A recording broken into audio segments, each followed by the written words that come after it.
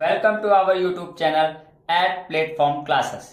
तो फ्रेंड्स, ये हमारे चैनल पर रीजनिंग की पहली वीडियो है और इसी तरह से कंपटीशन के अदर सब्जेक्ट के वीडियो भी हम आपको प्रोवाइड करते रहेंगे। तो हमसे जुड़े रहने के लिए हमारे चैनल को सब्सक्राइब कीजिए और वीडियो में लास्ट तक जरूर बने रहिए। तो फ्रेंड्स, रीजनिंग का मोस्ट इंपॉर्टेंट चैप्टर घन, घनाभ एवं पासा। आज हम आपके साथ ये इस चैप्टर के सभी important concepts, most important formulas और कुछ इंपॉर्टेंट क्वेश्चन इसी वीडियो के अंतर्गत डिस्कस करने वाले हैं। इस चैप्टर से लगभग हर कॉम्पिटेटिव एग्जाम में एक या दो क्वेश्चन जरूर पूछा जाता है। तो फ्रेंड्स, पूरे के पूरे वीडियो को देखिए और अगर आपको वीडियो पसंद आए तो वीडियो को लाइक व शेयर जरूर कीजिए। चलिए फ्रेंड्स, तो वीडियो को स्टार्ट करते हैं और आपसे हम डिस्कस करते हैं सबसे पहले घन, घनाभ एवं पासा किसे कहते हैं। ये तीनों के तीनों त्रिविमीय फिगर हैं, ध्यान दीजिएगा, ठीक है। तो सबसे पहले मैं आपको डेफिनेशन बताता हूं घन की। या वह त्रिविमीय प्रिज्म है जिसका आधार वर्गाकार होता है, ठीक है। या वह त्रिविमीय प्रिज्म है जिसका आधार वर्गाकार होता है, घन कहलाता है। घनाभ या वह त्रिविमीय प्रिज्म है जिसका आधार आयताकार होता है, जिसका आधार आयताकार होता है। और घन के लिए इंपॉर्टेंट फैक्ट ये है कि घन और पासा दोनों की आकृति वर्गाकार होती है, ठीक है। चलिए, अब आपके स्क्रीन पर इंपॉर्टेंट फैक्ट आ रहे हैं, उसको आप ध्यान से पढ़िए। जिस प्रकार वर्ग में लंबाई तथा चौड़ाई बराबर होती है, उसी प्रकार पासे में लंबाई, चौड़ाई तथा ऊंचाई समान होती है, क्योंकि घन या पासा एक वर्गाकार आकृति होती है, ठीक है। इसके आगे की जितनी भी बातें अब मैं आपको पढ़ने जा रहा हूं या आप नीचे देख रहे हैं लिखी हुई हैं, वो घन और घनाभ दोनों पर अप्लाई होता है, ठीक है। तो क्या है, घन की एक बार में अधिकतम 3 सतहें देखी जा सकती हैं, घनाभ पर भी यही अप्लाई होता है। एक साथ दिखाई देने वाली सतहें कभी भी एक दूसरे के विपरीत नहीं होती हैं, ठीक है। एक घन में कुल 6 सतह, जिसको आप पृष्ठ या फलक के नाम से भी जानते हैं, होती हैं। इसी प्रकार घनाभ में भी 6 सतहें होती हैं। नेक्स्ट है, एक घन के या घन में कुल 12 भुजा, कोर या किनारे होते हैं। और तीसरा और लास्ट है, एक घन में कुल 8 शीट्स या कोने होते हैं। वही घनाभ पर भी अप्लाई होगा। फिगर में ध्यान से देखिएगा, जिसको हमने पॉइंट से दिखाया है, यह उस घन का शीर्ष है, ठीक है। और इन दो बिंदुओं को मिलाने पर ये जो लाइन मिल रही है, जो रेखा दिख रही है, या घन की किनारे हैं, ठीक है, जिसको आप भुजा या कोर भी बोल सकते हैं। और ये जो आपको ये फेस दिख रहा है, ये घन की एक सतह है, ठीक है। ये घन की सामने की सतह है, ये पीछे की सतह, दाएं बाएं ऊपर और नीचे की सतहें, यानी कुल कितनी सतहें होती हैं? 6। तो ये तीनों इंपॉर्टेंट नीचे की बात, जितनी भी आपने 5 फैक्ट पढ़े हैं लास्ट के, ये पांचों के पांचों फैक्ट, यानी ऊपर का पहला वाला फैक्ट छोड़ दीजिए, घन और घनाभ दोनों पर अप्लाई होता है।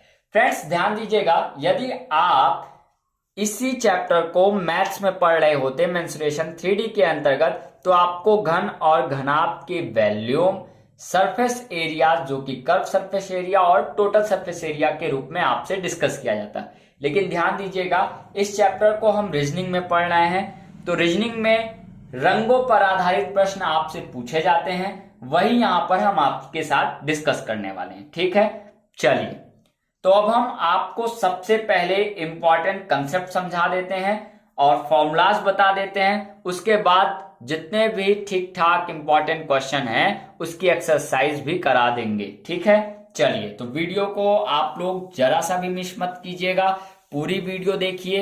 यदि आप लोग को कहीं कोई कंफ्यूजन हो तो हमें बताइए। अभी तक तो कोई कंफ्यूजन नहीं, अब ध्यान से सुनिएगा। जैसे कि ये आपका कोई घन है,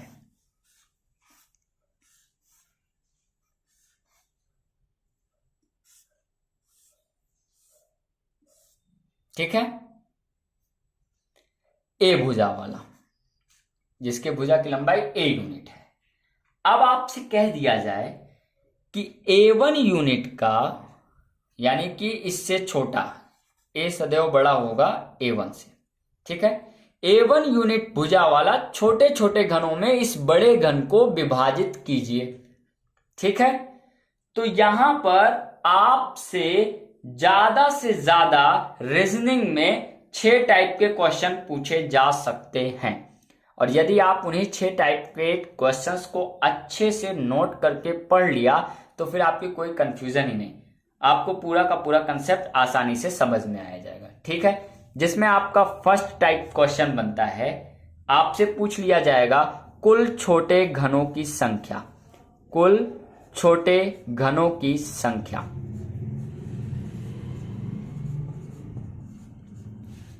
जिसको हम लोग स्मॉल n से रिप्रेजेंट करेंगे।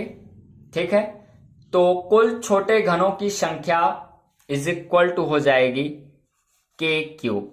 जैसे मैंने के क्यूब लिखा वैसे आपके दिमाग में आ गया ये के क्या है, जहां पर के बराबर a डिवाइडेड बाई A1, बड़े घन की भुजा बट्टे छोटे घन की भुजा। ठीक है, क्वेश्चन नंबर 2 यानी सेकेंड टाइप का क्वेश्चन बन सकता है ऐसे घनों की संख्या जिनकी एक सतह रंगीन हो, वो होते हैं 6k-2 का होल स्क्वायर। तीसरे और इंपॉर्टेंट टाइप का क्वेश्चन बनता है ऐसे छोटे घनों की संख्या जिनकी 2 सतहें रंगीन हो, तो ये आपका हो जाएगा 12k-2, जहां पर k is equal to a divided by A1। और फोर्थ टाइप का क्वेश्चन बन सकता है ऐसे घनों की संख्या जिनकी 3 सतहें रंगीन हो, तो उसका फॉर्मूला है, और ये हमेशा याद कर लीजिए, फॉर्मूला नहीं, हमेशा ऐसे घनों की संख्या जिनकी 3 सतह रंगीन होती हैं उनकी संख्या होती है 8। ठीक है, और 5वें टाइप का क्वेश्चन पूछा जाता है कि ऐसे घनों की संख्या जिनकी कोई भी सतह रंगीन ना हो, डायरेक्टली हम बोल सकते हैं रंगहीन घनों की संख्या, तो उसका फॉर्मूला है k-2 का होल स्क्वायर, सॉरी यहां होल क्यूब होता है, k-2 का होल क्यूब। ये बात आपको समझ में आ गई? यानी कि अगर घन में रंग वाले क्वेश्चन, रंग पर आधारित कोई भी क्वेश्चन आपसे पूछ लिया गया कटिंग फिगर में, तो आपसे मैक्सिमम ये 5 क्वेश्चन, और एक इंपॉर्टेंट है कि आपसे पूछा जा सकता है नंबर ऑफ कटिंग, यानी कि कुल कितने कट लगेंगे। अगर ये आपसे पूछ लिया जाएगा नंबर ऑफ कटिंग, अगर आपसे ये पूछ लिया गया तो इसकी संख्या होती है, या इसका फॉर्मूला होता है k-1/3। बातें आपको इतनी क्लियर हैं? चलिए फिर ठीक है, अगर आपको ये अच्छे से समझ में आ रहा है तो जस्ट इसी के बाद हम आपके साथ घन से संबंधित एक छोटा सा इंपॉर्टेंट क्वेश्चन डिस्कस करते हैं। ठीक है, चलिए देखिए, आपके स्क्रीन पर आपको दिख रहा होगा निर्देश 17 से 20। एक घन सभी तरफ से लाल रंग से रंगा है, इसको 64 छोटे समान घनों में काटा जाता है, तो निम्नलिखित प्रश्नों का उत्तर दीजिए।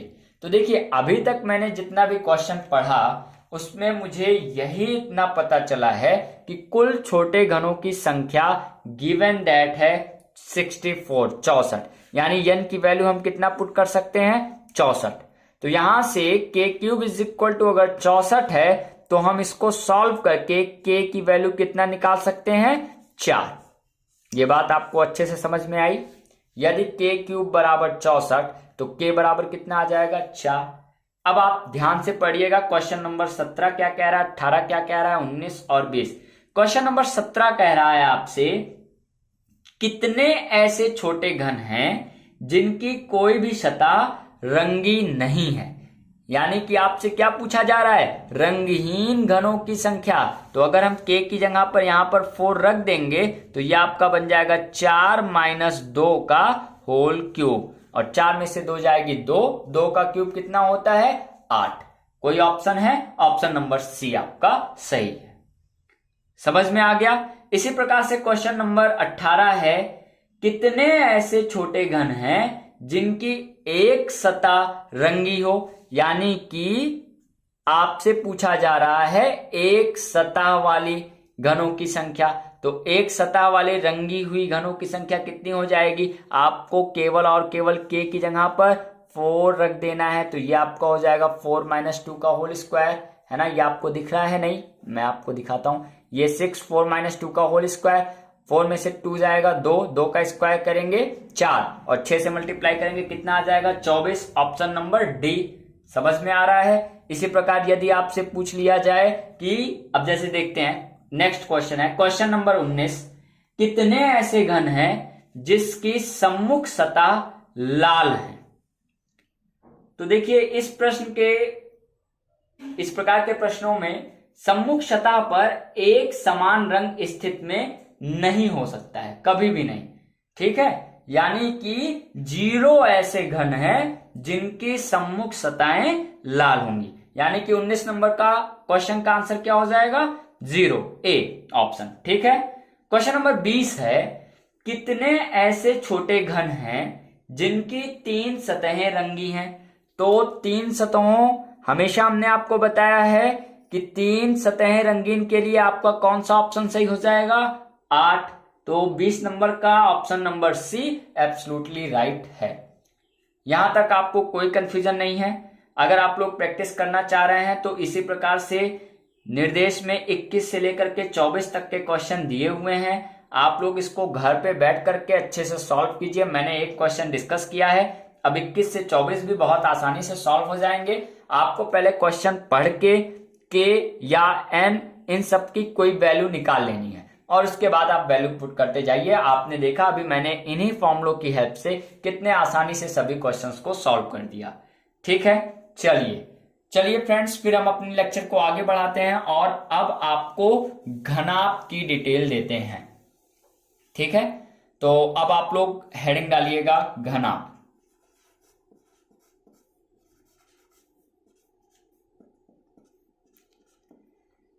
डेफिनेशन मैंने बता दिया है। यह वह त्रिविमीय प्रिज्म है जिसका आधार आयताकार होता है।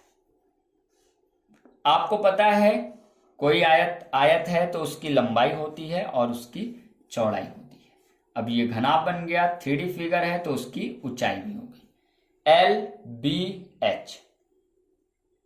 अब यहां पे क्या होगा कि दे दिया जाएगा कि L × B × H विमाओं वाला कोई घनाभ है जिसको लंबाई के परितः L1, चौड़ाई के परितः B1, ऊंचाई के परितः H1, यानी L1 cross B1 cross H1 विमाओं वाला छोटे छोटे कितने घनाभ प्राप्त किए जा सकते हैं, ये आपसे क्वेश्चन पूछा जाएगा। ठीक है, तो यहां पर भी आपसे इसी 6 टाइप के क्वेश्चन पूछे जाएंगे। अब आप ध्यान से समझिएगा इसका आंसर क्या होगा। ठीक है, आपको घन वाला तो अच्छे से समझ में आ गया। जिसको घन वाला अच्छे से समझ में आ गया वो घनाभ वाले में बिल्कुल कंफ्यूज नहीं होगा। बस आप ध्यान से देखिए, इसीलिए मैं यहां पर लिखी हुई चीजों को मिटा नहीं रहा हूं, क्योंकि आप लोग यहां ध्यान से देखिएगा। यही 6 टाइप के क्वेश्चन आपसे फिर से पूछे जाएंगे। यानी कि आपसे पूछा जाएगा कुल छोटे घनों की संख्या। नंबर 1 क्वेश्चन आपसे पूछा जाएगा कुल छोटे घनों, अब यहां पे हो जाएगा कुल छोटे घनाभों की संख्या। तो n बराबर हम लोग लिख देंगे K1, जाइए मार्कर चेंज कर लेते हैं, K1 cross K2 cross K3। ठीक है, अब तुरंत आपके दिमाग में आना चाहिए K1, जहां पर K1 क्या है, घनाभ की लंबाई बट्टे छोटे घनाभ की लंबाई। ठीक है, ये आपको नहीं दिख रहा है, ध्यान से देखिएगा। K1 क्या है, बड़े घनाभ की लंबाई बट्टे छोटे घनाभ की लंबाई। K2 क्या है, बड़े घनाभ की चौड़ाई बट्टे छोटे घनाभ की चौड़ाई, और K3 क्या है, बड़े घनाभ की ऊंचाई बट्टे छोटे घनाभ की ऊंचाई। ठीक है, तो यहां पे K1 is equal to L divided by L1, इनकी वैल्यू आपको दी रहेगी कि L cross B cross H विमा वाला आपका घनाभ है, L1 cross B1 cross H1 विमा वाला घनाभ इसमें से छोटा छोटा काटा गया है। तो कुल छोटे घनाभों की संख्या कितनी होगी, K1 cross K2 cross K3।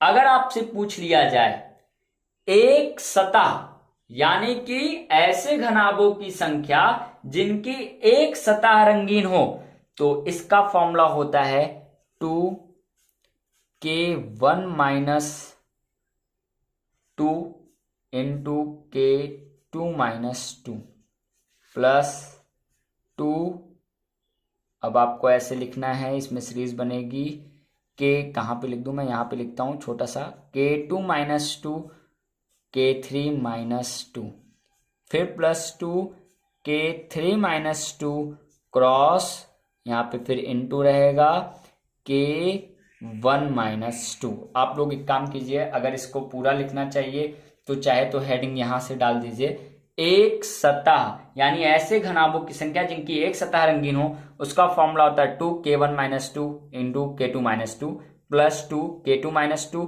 Cross K3 minus 2 plus 2 K3 minus 2 cross K1 minus 2। ठीक है, ये आपको दिख रहा है, ये आपका है K1 माइनस 2। ठीक है, आप लोगों ने नोट कर लिया होगा, वेरी गुड। दूसरा, ऐसे घनाभों की संख्या जिनकी दो सतहें रंगीन हो, तो उसका फॉर्मूला होता है 4K1 minus 2 plus 4K2 minus 2 plus 4K3 minus 2। ठीक है, नोट करते चलिए आप लोग, इसको आप लाइन से लिखिएगा, सीधा लिखिएगा, 4K1 minus 2 plus 4K2 minus 2 plus 4K3 minus 2।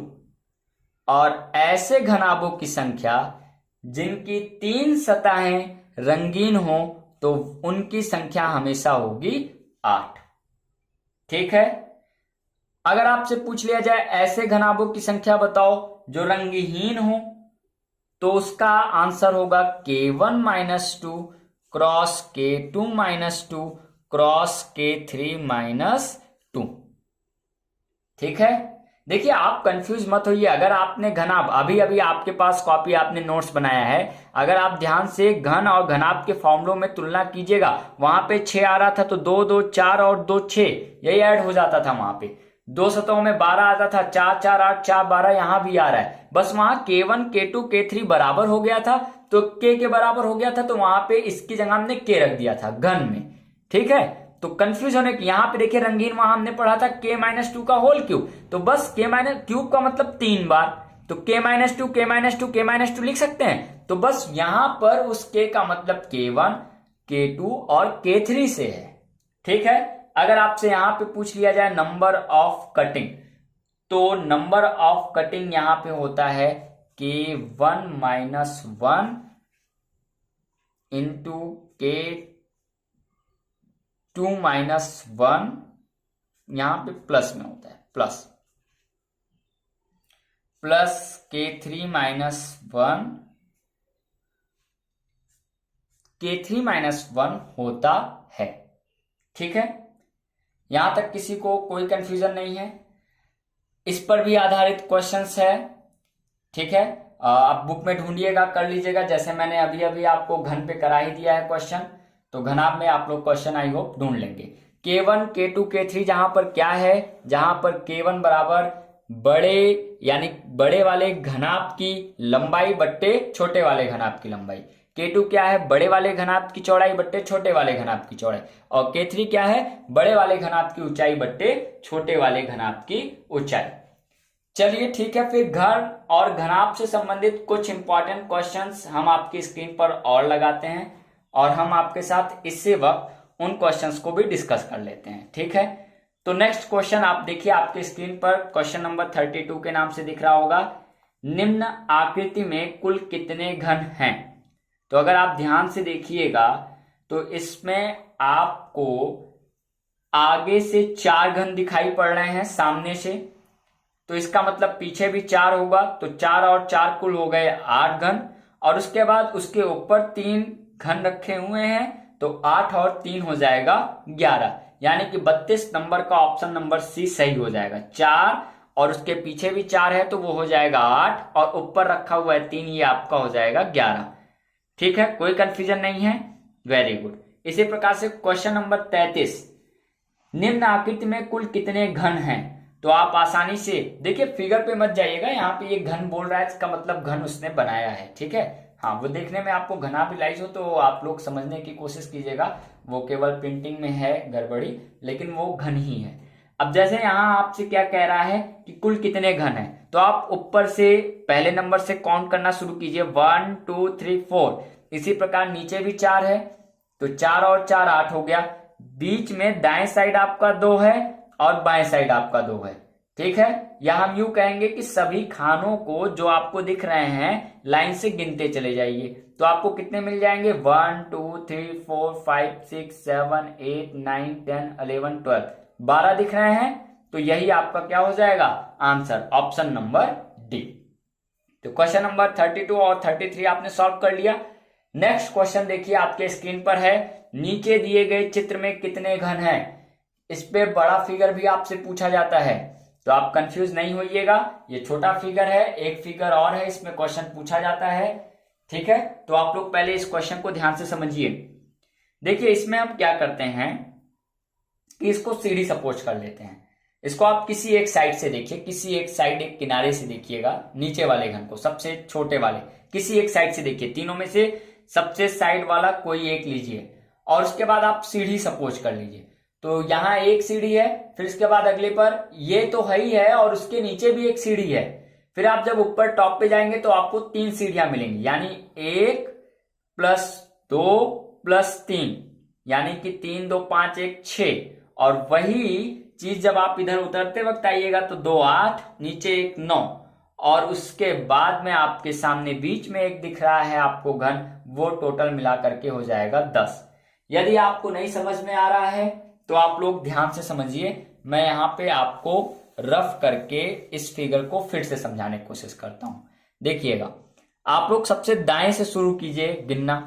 तो यहां पर आपका एक सीढ़ी दिख रहा है, फिर इसके बाद ऊपर की ओर एक सीढ़ी है, तो उसके नीचे भी तो एक सीढ़ी रही होगी, तो ये आपके यानी कि एक घन रहा होगा, तो ये आपका हो गया सेकंड पे 2 घन। इसी प्रकार से जब आप और टॉप पे गए तो वहां पे एक घन, ये वाला घन यहां पे रहेगा, एक और आ गया। तो इस प्रकार से अगर आप दाएं से देख रहे होंगे तो 1 + 2 + 3, यानी कि कुल मिलाकर के 6 घन आपको दिख रहे होंगे इस साइड से।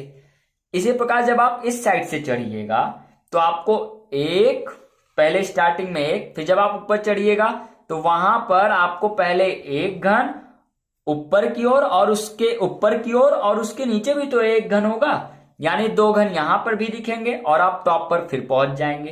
तो यहां पर इसका मतलब आपका 1 और 2, ये 3 घन और दिख रहा होगा।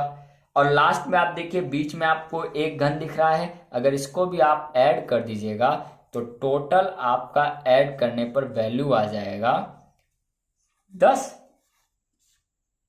है ना? तो कितने हैं आप देख लीजिए, 3 2 5 1 6 2 8 1 9 और 1 10। तो कौन सा ऑप्शन आपका सही हो जाएगा? Option number B. ठीक है, मैंने यहाँ पॉइंट से आपको समझाने की कोशिश की है। अगर आपको क्वेश्चन नहीं समझ में आ रहा है तो आप लोग एक बार सीढ़ी पर जाकर के रियलाइज कीजिए, तब आपको ये क्वेश्चन 100% समझ में आ जाएगा। ठीक है, चलिए, वेरी गुड। तो घन और घनाभ के कटिंग फिगर में जितने भी क्वेश्चन आपसे पूछे जाते हैं मैंने डिस्कस कर लिया है।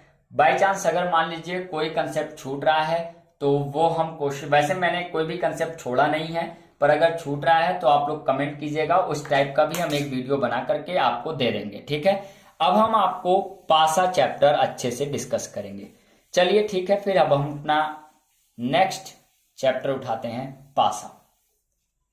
घन और घनाभ से संबंधित रीजनिंग में जितने भी क्वेश्चन पूछे जाते हैं वो मैंने आपसे डिस्कस कर दिया है। ठीक है, चलिए अब आप लोग हेडिंग डालिएगा डाइस, पासा। लूडो का पासा ही है ये, ठीक है। अब यहां पर सिंबल भी हो सकता है, डिजिट भी हो सकती है, कोई भी वर्णमालाएं लिखी जा सकती हैं। तो वर्णमालाओं के मतलब अल्फाबेट लिखे जा सकते हैं, अल्फाबेट के मतलब जितने भी वर्ड होते हैं उसमें उसको भी लिखे जा सकते हैं। यानी यहां सिंबल भी हो सकता है और आपके डिजिट भी हो सकते हैं, ठीक है। तो कंफ्यूज होने की जरूरत नहीं है। तो सबसे पहले आप जान लीजिए, पासा कुछ बच्चे नहीं बना पाते, कैसे बनाना है आपको ध्यान से देखिए। इस टाइप का एक पतंगाकार चतुर्भुज बनाना है और उसके बाद इसकी एक साइड को यानी पूंछ निकाल दीजिए, सीधी लाइन होनी चाहिए। और उसके बाद एक छोटी लाइन सीधी और छोटी लाइन सीधी, और इन सबको अगर हम मिला दें तो ये जो आपका बना है यही आपका पासा है, ठीक है। ये आप जान गए। अब आप लोग ध्यान से सुनिएगा, जो पासा आपको यहाँ रीजनिंग में पढ़ना है वो मेन दो प्रकार का होता है। एक आपका होता है स्टैंडर्ड पासा, एक होता है मानक पासा, और दूसरा होता है सिंपल पासा जिसको आप लोग बोलते हैं साधारण पासा, ठीक है। चलिए स्क्रीन पर आपको मानक पासा का डिटेल दिख रहा होगा, ठीक है।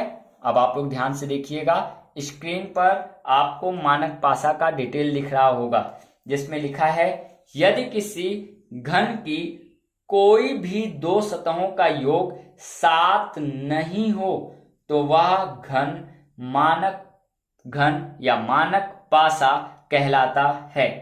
इस प्रकार के घन में विपरीत अंक निश्चित होते हैं जो निम्न प्रकार हैं। आप देख रहे होंगे एक घन बना है जिसमें 1 2 3 लिखा है। इसमें अगर आप आसपास की कोई भी दो साइड जोड़िएगा, जैसे 2 में 1 जोड़ेंगे तो 3 आएगा, 2 में 3 जोड़ेंगे तो 5 आएगा, 3 में 1 जोड़ेंगे तो 4 आएगा।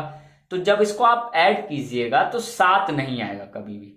तो ऐसी कंडीशन में सदैव याद कर लीजिए कि 1 के विपरीत 6 होगा या 6 के विपरीत 1 होगा। ऐसा क्यों होता है कि इनके विपरीत में जो होता है और उस डिजिट को जोड़ने पर सदैव 7 आना चाहिए, विपरीत वाला। आसपास की सतहें 7 नहीं होती हैं, विपरीत सतहों का योग 7 होता है, ठीक है। और अगर आपसे पूछ लिया जाए 2 के विपरीत क्या होगा तो 5, या 5 के विपरीत क्या होगा तो 2, 3 के विपरीत क्या होगा तो 4, या 4 के विपरीत क्या होगा 3। ये बात आपको अच्छे से समझ में आ गई, ठीक है। फिर चलिए अब अपना दूसरा इंपॉर्टेंट पासा समझते हैं, साधारण पासा। फिर से आप देखिए, आपको एक फोटो दिख रही होगी जिसमें लिखा हुआ है यदि किसी पासे की कोई भी दो सतहों का योग 7 हो तो ऐसे पासे सामान्य पासे कहलाते हैं। पासे के इस प्रारूप के आधार पर किसी सतह पर अंकित अंकों के विपरीत सतह पर अंकित अंक क्या होगा इसकी निश्चित जानकारी नहीं कर सकते। यानी कि आप देख रहे हो एग्जाम्पल लिखा हुआ है 1 5 और 6 पासे में लिखा हुआ है। आप इसमें जैसे 5 में 1 जोड़े नहीं 6 आ रहा है, कोई बात नहीं। 5 में 6 जोड़े 11 आ रहा है, कोई बात नहीं। 6 में 1 जोड़ेंगे तो 7 आ जाएगा। यानी कोई भी दो सतहों का योग 7 होगा तो पासा साधारण होगा। अब ऐसी कंडीशन में आप क्या करेंगे कि आप ये डिस्कस नहीं कर सकते कि 1 के पीछे क्या होगा यानी विपरीत क्या होगा, 6 के विपरीत क्या होगा या 5 के विपरीत क्या होगा, ठीक है।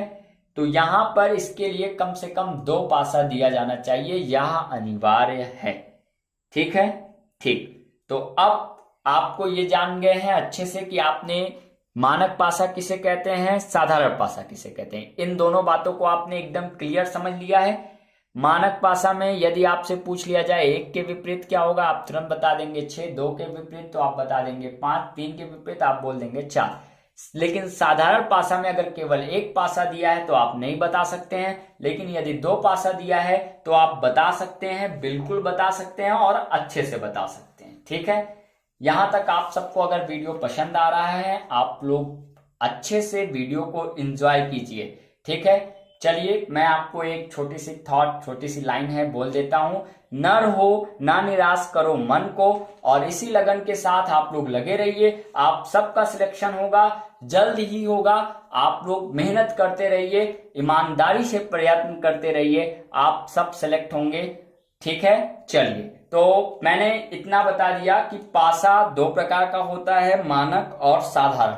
अब हम आपको ये बताएंगे कि विपरीत सतह कैसे ज्ञात करते हैं। आप लोग चाहें तो हेडिंग लगा दें कि अपोजिट साइड कैसे फाइंड किया जाता है। मानक पासा में तो आपके लिए इजी है, आपको याद है 1 के विपरीत होता है 6 और 6 के विपरीत होता है 1। 2 के विपरीत होता है 5 और 5 के विपरीत होता है 2।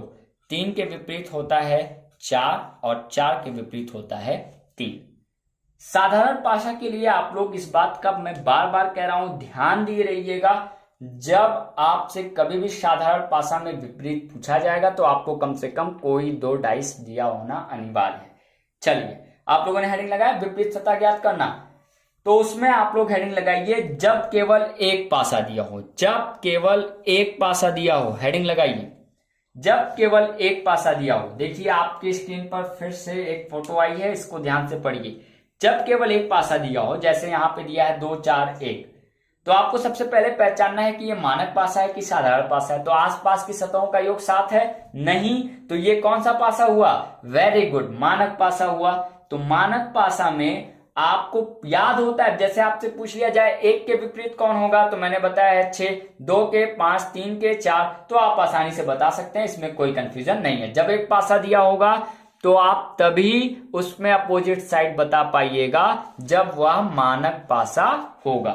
ठीक है, चलिए नेक्स्ट टाइप आपका है जब 2 पासा एक साथ दिया हो। जब 2 पासा एक साथ दिया हो तो अपोजिट साइड कैसे निकालते हैं, आइए देखिए। आपके स्क्रीन पर फोटो दिख रही होगी, एक पासे में 2 4 1 लिखा है, दूसरे में 5 6 2। अब आपसे पूछ लिया जाए कि आप बताइए इसमें 1 के विपरीत कौन होगा, 2 के विपरीत कौन होगा, 5 के विपरीत कौन होगा। तो देखिए इसको सॉल्व करने का एक नियम होता है। वैसे फोटो में पूरी की पूरी डिटेल है, लेकिन मैं आपको यहां डायरेक्टली समझा देता हूं कि आपको करना क्या होता है कि इस टाइप का, जैसे आप पासा को जब खोलेंगे तो ऐसे दिखाई पड़ता है, ठीक है, ऐसे। जब इस पासे को आप खोलिएगा तो ऐसे दिखाई पड़ेगा, कुछ इस टाइप का। तो इस पासे को जब हम खोलते हैं तो कुछ इस टाइप का दिखाई पड़ेगा, तो आप इस पासे को खोल लीजिए। अब दोनों में आपको देखना है सबसे पहले उभयनिष्ठ कौन है। क्वेश्चन आप लोग देखते रहिए। दोनों में उभयनिष्ठ आपको दिख रहा होगा 2 देखिए दोनों में है। अब आपको करना क्या है, नीचे नियम दिया है, आप उसको ध्यान से पढ़ लीजिए। तो 2 दिया है, अब आपको क्लॉकवाइज चलना है, ठीक है, घड़ी की दिशा में। और 2 के बाद आपको 1 दिखेगा, 1 के बाद 4, और आप लोग आसानी से यहां पर 1 और यहां पर 4 क्लॉकवाइज चलना है और वैसे बढ़ते चले जाएंगे। फिर दूसरे वाले डाइस में 2 के बाद आपको दिख रहा है 6 और उसके बाद दिख रहा है 5, ऐसे आप भर दीजिए, ठीक है। ऐसे आप यहां पर इस वैल्यू को लिख दीजिए। अब आपको यहां एक डिजिट नहीं दिखाई पड़ रही होगी 3, उसको आप अपने मन से लिख सकते हैं, क्योंकि पासे में 1 2 3 4 5 6 तक की गिनतियां होती हैं। अब आपसे यहां पूछ लिया जाए 1 के अपोजिट कौन है, तो आप बोल सकते हैं 6, या 6 के अपोजिट पूछ लिया जाए तो आप बोल सकते हैं 1। इस क्वेश्चन में है ना, जो आपके स्क्रीन पर लगा हुआ है, आप ध्यान से देखिए। 2 के अपोजिट कौन होगा, 3, और 3 के अपोजिट अगर पूछ लिया जाए तो 2। 4 के अपोजिट कौन होगा, 5, और अगर 5 का अपोजिट पूछ लिया जाए तो 4। अच्छे से समझ में आ गया?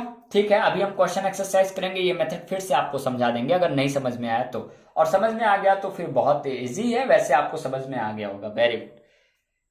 नेक्स्ट टाइप आप लोग देखिएगा, जब 3 पासे एक साथ दिए गए हों। देखिए आपके स्क्रीन पर लगा हुआ है फोटो, क्या कह रहा है, कोई भी 2 घन ऐसे लिए जाते हैं जिसमें एक अंक, चिन्ह, शब्द या अक्षर समान होते हैं। यानी कि आप लोग को वही काम करना है, 3 में से कोई 2 ऐसा ढूंढना है, जैसे अभी आपका जेस्ट टाइप नंबर 2 था, है ना, उसमें हम क्या करते थे, देखते थे दोनों में कोई कॉमन है, फिर कॉमन वाले लिख लेते। कोई 2 पासा ढूंढना है जिसमें कोई भी एक अंक, चिन्ह, शब्द या अक्षर समान हो, और इसके बाद 2 घनों में एक अंक समान का नियम लगा करके विपरीत अंक, शब्द, चिन्ह, अक्षर ज्ञात किया जा सकता है। अर्थात कोई भी 2 घन ही हमारे काम में आते हैं। यानी 3 दिया तो उसमें से हम कोई 2 को ही यूज करके अपना काम निकाल सकते हैं, यानी विपरीत बता सकते हैं कि किसके विपरीत कौन आएगा। ठीक है, चलिए अब आपके स्क्रीन पर कुछ इंपॉर्टेंट क्वेश्चन लगे हुए हैं, आप लोग फटाफट इसको सॉल्व कर लीजिए। बहुत इजी क्वेश्चन है। क्वेश्चन है, यहाँ पे नंबर नहीं पड़ा हुआ है, कोई बात नहीं, हम ऊपर नीचे ऐसे बोलते चलेंगे, ठीक है। क्वेश्चन है, 3 शिखर पर है तो तल में कौन है। अब आप सेकेंड टाइप देखिएगा। देखिए सेकेंड टाइप के लिए अभी अभी मैंने बताया था कि आपको सॉल्व करने के लिए अगर दो पासे एक साथ दिए हैं तो आपको इस टाइप का एक फिगर बना लेना है, ठीक है। और उसके बाद में ये अब आपको देखना है दोनों में कॉमन कौन है। तो इस क्वेश्चन में कॉमन हमको दिख रहा है 4, क्लॉकवाइज चलना है 2 1 है ना, 4 के बाद 2 है, 1 पहले पासे में, तो 2 यहां पर 1 यहां पर, फिर इसके बाद 4 के बाद वहां कौन दिख रहा है 3 और 5, क्लॉकवाइज चलना है इसलिए ध्यान दीजिएगा। और जो आपको नहीं दिख रहा है उसको आप भर सकते हैं। अब आपसे पूछा क्या जा रहा है, यदि 3 शिखर पर है तो तल में यानी कि विपरीत में कौन होगा, तो 3 का विपरीत हमेशा क्या होता है 2, तो आपका ऑप्शन नंबर सी सही हो जाएगा 2। समझ में आया। नेक्स्ट क्वेश्चन है, यदि बिंदु एक शिखर पर है तो तल में बिंदु होगा, यानी कि अब आपको फिर से 2 पासा दिया हुआ है, इसीलिए मैंने कहा कि आप एक बार कंसेप्ट समझ लो, फिर आप एक्सरसाइज करोगे, आसानी से समझ में आता चला जाएगा। आपको क्या करना है, इस टाइप का खुला हुआ पासा बनाना है ना। अब आप देखिए दोनों में आपको कॉमन क्या दिख रहा है, 2 2 बूंदी वाला 2 है ना, हम यहां पे 2 लिख लेते हैं उसको। 2 के बाद पहले में 4 और फिर 3 दिख रहा है, दूसरे वाले डाइस में 2 के बाद 3 और 1 दिख रहा है। ओ ये तो डायरेक्टली हो जाएगा, इनमें 2 2 चीज कॉमन मिल रहे हैं। आप ध्यान से देखिएगा, यहां पे 3 और 2 दोनों पासों में है, तो इसको इस मेथड से नहीं सॉल्व करेंगे। तब आप आसानी से देखिएगा, जब ऐसा हो जाए कभी कि 2 सतहें समान मिल जाएं, तो तीसरी वाली बची हुई सतह पहले पासे में तीसरी वाली बची हुई सतह दूसरे पासे के तीसरी वाली सतह के बराबर होगा। ठीक है, समझ में आ रहा है। तो इसका मतलब एक अपोजिट होगा, बराबर होने का मतलब अपोजिट होगा, अपोजिट होगा 3 के। तो यहां तो डायरेक्ट आप क्वेश्चन सॉल्व कर सकते हैं, क्योंकि 2 और 3 दोनों में है, तो इसकी तीसरी साइड कौन हो जाएगा 4 4, इसकी तीसरी साइड 4 और उसकी तीसरी साइड 1, तो 1 अपोजिट हो जाएगा 4 के, या 4 अपोजिट हो जाएगा 1 के। तो आपका इसका आंसर होना चाहिए, 1 का पूछा गया ना, C option, option number C 4। समझ में आ गया, ठीक है। यदि अंक 4 शिखर पर है, यदि अंक 4 शिखर पर है तो तल में कौन होगा। अब इसमें पहले आप देख लीजिए, 2 कॉमन वाला तो नहीं, हाँ यहां पे भी वही है। आप देखिए पहले वाले डाइस और दूसरे वाले डाइस में 5 और 2 आपको कॉमन मिल रहे हैं। पहले वाले डाइस में भी 5 और 2 है, दूसरे में भी। तो पहले वाले डाइस की तीसरी साइड यानी कि 3, दूसरे वाले डाइस 4 यानी उसके तीसरे साइड 4 के बराबर हो जाएगा, यानी 3 अपोजिट हो जाएगा 4 के, 4 अपोजिट होता है 3 के। तो यहां पे आपसे पूछा गया 4 के अपोजिट कौन होगा, तो आपका आंसर हो जाएगा 3, ऑप्शन नंबर बी। ठीक है, सेकंड ऑप्शन। समझ में आ गया। अब आपसे नेक्स्ट क्वेश्चन पूछा गया, देखिए मैंने आपको यही समझाया कि सिंबल में आपसे, जैसे यहां पे आपने देखा बूंदी बना दिया गया था, है ना। आप इसके ऊपर क्वेश्चन देखे होंगे, वहां डिजिट लिखा हुआ था। अब आप नीचे देखिए, वहां पे कलर का नाम लिखा हुआ है। तो कोई भी अक्षर, रंग, है ना, वर्णमालाओं में, है ना, शब्दों में, अक्षर में, अंकों में, यहां पे आपसे क्वेश्चन पूछा जा सकता है। क्वेश्चन क्या है देखिए, निम्नलिखित में से कौन सा रंग हरे रंग के विपरीत है। अब आप ऐसा कीजिए ना, यहां पर आपको 4 पासा दिख रहा है, ये सेकेंड डाइस और थर्ड डाइस में। आप ध्यान से देखिए, क्वेश्चन में दूसरे और तीसरे में आपको लाल कॉमन मिल रहा है ना। ऐसे आपको ढूंढना पड़ेगा, लाल कॉमन मिल रहा है तो हमने लिख लिया लाल। ठीक है, अब लाल अगर क्लॉकवाइज चलेंगे तो नारंगी और बैगनी, नारंगी और बैगनी। अगर हम थर्ड वाले में लाल के पास जाएंगे तो उसके बाद आ जाएगा हरा और नीला, है ना। अब यहां पे चौथा कलर कौन सा हो जाएगा, जामुनी बचा है, तो इसका मतलब यहां पे जामुनी हो जाएगा। अब आपसे पूछा क्या गया है, हरा के विपरीत, तो हरा के विपरीत कौन हो जाएगा, नारंगी। ये आपको क्लियर दिख नहीं रहा होगा, नारंगी। तो कौन सा कलर हो जाएगा, नारंगी कलर हो जाएगा। तो इसमें कौन सा ऑप्शन सही हो जाएगा, ऑप्शन नंबर डी, यानी फोर्थ ऑप्शन। ठीक है, लास्ट क्वेश्चन है, 3 शिखर पर है तो तल में कौन है। अब आप ध्यान से देखिए, इसमें आप पहले देखिए कोई कॉमन 1 या 2 मिल रहे, 2 मिल रहे हैं, 2 और 4 इस ऑप्शन में, आप इस क्वेश्चन में आप लोग ध्यान से देखिए, है ना। आपको पहले और दूसरे डाइस में 2 और 4 दोनों में कॉमन दिख रहे हैं, तो इसकी तीसरी साइड 6, उसकी तीसरी साइड 3 के बराबर होगा। बराबर का मतलब विपरीत होगा, यानी 6 विपरीत होगा 3 के, यानी कि 6 विपरीत होगा 3 के, यानी 3 विपरीत होगा 6 के। आपसे पूछा गया क्या, 3 अगर शिखर पे है तो तल में कौन है, तो तल में कौन हो जाएगा 6। ऑप्शन नंबर 4 यानी डी ऑप्शन इसका सही हो जाएगा। तो इसका क्या आंसर आ जाएगा 6। समझ में आ गया अच्छे से। चलिए, खुले पासे पर भी आपसे क्वेश्चन पूछे जाते हैं। अब आप लोग अगर हेडिंग लगाना चाहिए तो लगा लीजिए, घन या पासे का विस्तारित या प्रसारित रूप। अब आप पासे को कैसे खोला जाता है, अभी मैंने केवल एक टाइप को आपको दिखाया हुआ है, इसका ढेर सारा टाइप आपको दिखाते हैं, लगभग कम से कम 4 टाइप। ठीक है, और भी टाइप में खोले जाते हैं, ऐसा नहीं है, लेकिन यहाँ पे मेन जो है, जो आपसे ज्यादातर पूछे जाते हैं, वही मैं यहाँ पे आपको दिखाऊंगा। पहला टाइप तो ये है, ध्यान से देखिए।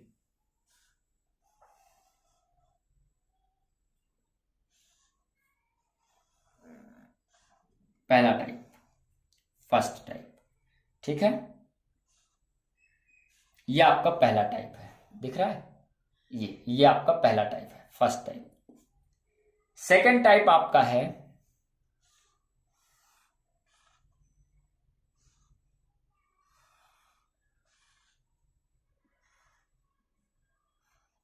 ठीक,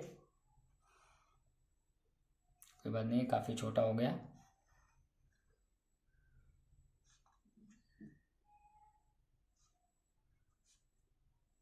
ठीक है, ये आपका हो गया सेकंड टाइप।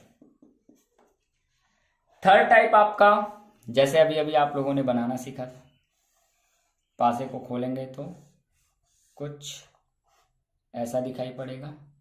ठीक, ये आपका थर्ड टाइप है। और फोर्थ टाइप आपका है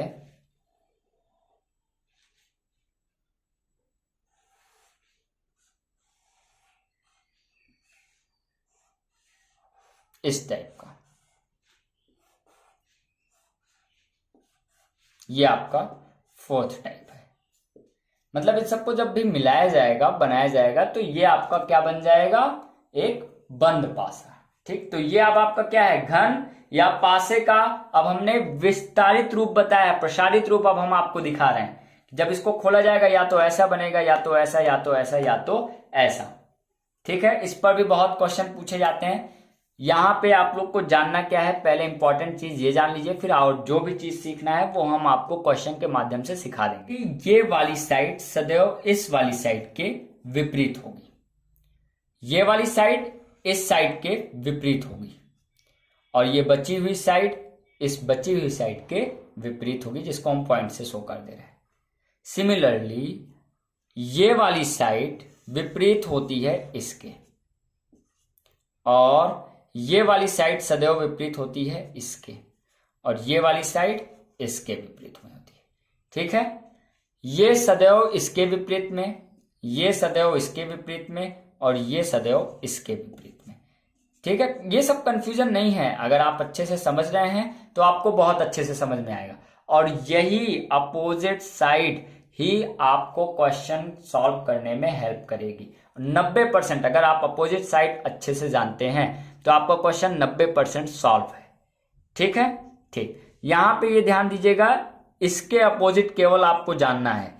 ये मान लीजिए 1 है, ये आपका 2 है, ये 3 है, ये आपका 4 है, तो 1 + 2 + 3 + 4 को मिला दीजिएगा तो हमेशा इसके अपोजिट साइड आएगा। यहां आसान है, इसके अपोजिट ये होता है और इस साइड के अपोजिट ये होता है।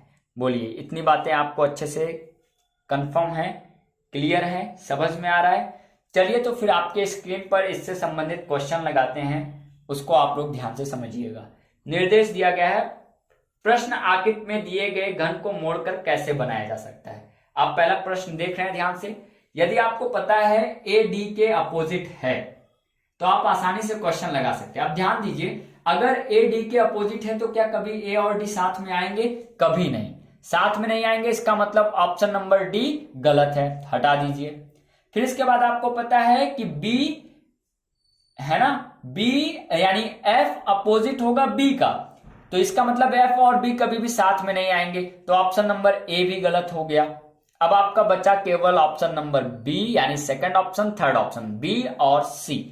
यानी कि आप 50% क्वेश्चन सॉल्व कर चुके हैं, है ना। अब आपको बी या सी में देखना है, तो आपको एक चीज और पता है कि ई कभी भी सी के साथ नहीं आएगा, क्योंकि ई और सी, देखिए फिगर आप लोग देखते रहिए, है ना, जो आपका ये खुला हुआ पासा आपको दिख रहा है क्वेश्चन में, उसको आप ध्यान से देखिए, तो उसमें ई अपोजिट होगा सी के, तो ई सी कभी भी साथ में नहीं आएगा, तो ऑप्शन नंबर सी भी गलत हो जाएगा और बचा हुआ ऑप्शन नंबर बी एकदम सही है। बात समझ में आई मैंने कैसे एलिमिनेट किया? Very good. ऑप्शन नंबर जो आपका सेकंड क्वेश्चन आपको नीचे दिख रहा है पॉइंट वाला, ये बहुत अच्छा क्वेश्चन है, लेकिन इसमें भी वही नियम लगाना है। यहां आपको बस ध्यान क्या देना है कि बूंदी जो आपको दिख रही है वो जो रंग से भरा हुआ आपको वर्ग दिख रहा है उसके अपोजिट है, यानी उसके साथ कभी नहीं आएगी। तो आप ध्यान से देखिएगा तो ऑप्शन नंबर ए में 7 दिख रहा है, ये गलत है। सी में 7 दिख रहा है, गलत है। डी में 7 दिख रहा है, गलत है। ऑप्शन नंबर बी आप ध्यान से देखिए, अगर बिंदी आपको दिख रही है तो उसकी अपोजिट साइड नहीं दिखेगी, तो यही ऑप्शन आपका क्या हो जाएगा? करेक्ट हो जाएगा, और यही आपका आंसर है। कुछ और क्वेश्चन करते हैं जिससे आपकी एक्सरसाइज अच्छी हो जाए, ठीक है? हाँ, वेरी गुड। चलिए तो नेक्स्ट क्वेश्चन देखिए, आप लोग के स्क्रीन पर लगा दिया मैंने। पूछा जा रहा है वर्ड बी के सामने कौन सा बिंदु होगा? तो आप देख रहे होंगे ए, अब ये आपका फर्स्ट टाइप में जा रहा होगा।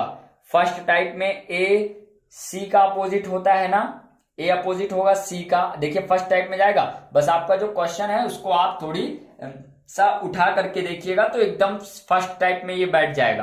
तो इसमें पूछा क्या गया है बी किसके अपोजिट होगा? तो बी मैंने बताया है इस कॉलम का इस कॉलम में जाएगा, यानी बी अपोजिट होगा ई के। ऑप्शन नंबर सी इसका सही आंसर है, यानी ई इसका आंसर होगा, ठीक है। इसी प्रकार से नेक्स्ट क्वेश्चन में आप फिगर देख रहे होंगे, खुला पासा है ना, वो इस टाइप में जाता है। बस इस चीज को यहाँ पे ला करके कर दे, कहीं भी ला कर दे, तब भी ये अपोजिट ही होगा। तो इस क्वेश्चन को अगर आप लोग ध्यान से देख रहे होंगे तो इसमें आप लोग देखिएगा वही कंसेप्ट जैसे आपने पहले क्वेश्चन में लगाया, ए डी कभी साथ में नहीं आएगा, तो ऑप्शन नंबर सी अपने आप कैंसिल हो गया, है ना। बी, ये तो वही सेम टू सेम क्वेश्चन मिल गया, है ना, कोई बात नहीं। एफ बी के कभी भी अपोजिट नहीं आएगा, इसका मतलब ऑप्शन नंबर फर्स्ट कैंसिल हो गया। आपका बच्चा बी और डी ऑप्शन, है ना। अब आप देखिएगा सी ई के अपोजिट में है, सी और ई कभी भी साथ में नहीं आएगा, तो सी और ई दोनों में नहीं आया, कोई बात नहीं। ई और सी हो गया। अब आप चेक कीजिए बी ऑप्शन में, जैसे हमने सी को लिया तो सी के साथ डी आ रहा है, तो बी ऑप्शन भी तो आपका गलत हो गया। तो आप ध्यान से देखिए ए ऑप्शन आपका क्यों गलत हुआ है? क्योंकि ए फर्स्ट ऑप्शन इसलिए गलत हुआ है क्योंकि ए का अपोजिट डी होगा, बी, हाँ, क्योंकि एफ और बी साथ में आ गया, तो आपका फर्स्ट ऑप्शन गलत हो जाएगा। सेकंड ऑप्शन क्यों गलत हो गया? सी और सेकंड ऑप्शन अभी मैंने छोड़ा है, यही मैंने कहा है, शायद यही आपका सही ऑप्शन भी हो, यही आंसर भी होगा। थर्ड ऑप्शन मैंने क्यों गलत कहा है? क्योंकि ए और डी साथ में आया, अपोजिट है, साथ में नहीं आएंगे। और उसके बाद थर्ड ऑप्शन में आप देख रहे होंगे, थर्ड ऑप्शन, अच्छा सेकंड मैंने छोड़ा था, और फोर्थ, थर्ड ऑप्शन तो गलत है, एडी साथ में आ रहा है। फोर्थ ऑप्शन में क्या है? फोर्थ ऑप्शन में देखिए, हाँ ठीक है, एफ के साथ बी आ रहा है, तो इसलिए फोर्थ ऑप्शन भी आपका गलत हो गया। तो आपका आंसर कौन सा सही हो जाएगा? ऑप्शन नंबर बी, है ना। ऑप्शन डी इस क्वेश्चन का सही आंसर है। समझ में आ गया आप लोग को कैसे एलिमिनेट करना है? यदि आप समझ के कीजिएगा तो आसानी से कर लीजिएगा। लास्ट क्वेश्चन इसमें दिख रहा है, और इस वीडियो का ये लास्ट क्वेश्चन है। और अगर आपको वीडियो पसंद आ रही है तो वीडियो को लाइक जरूर करते चलिए, ठीक है।